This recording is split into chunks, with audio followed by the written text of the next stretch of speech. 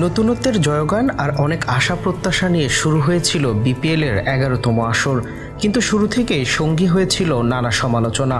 Ticket বিড়ম্বনা, বিদেশি খেলোয়াড়ের অভাব, পারিশ্রমিক ছাড়াও সামনে এসেছিল ফিক্সিংয়ের মতো ঘটনাও, যে কারণে বিপিএল নিয়ে সন্তুষ্টির ঢেকুর তুলতে পারেনি সমর্থকরা।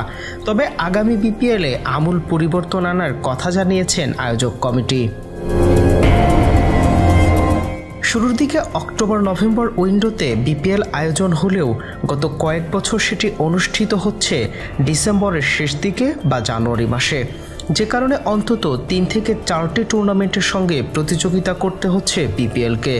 এবারের আসরেও বিগ ব্যাশ, এসএ-20, আইএল-টি20-র মতো টুর্নামেন্টের সঙ্গে প্রতিযোগিতা করতে হয়েছে, ফলে ভালো মানের বিদেশি খেলোয়াড় ছিল না সদ্য সমাপ্ত আসরেও।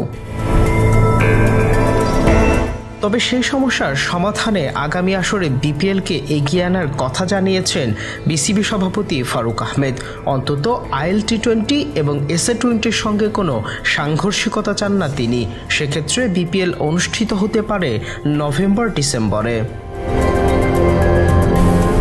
সদ্য সমাপ্ত আসরে আয়োজনের দিকেও ছিল সমালোচনার তীর। সেটা সমাধানে অভিজ্ঞ কোনো ম্যানেজমেন্ট কোম্পানিকে দায়িত্ব দিতে চান বিপিএল আয়োজনে। সব মিলিয়ে গত আসরের ভুল থেকে শিক্ষা নিয়ে বিপিএল আয়োজনের নজর বিসিবির। Sports mirror, news desk.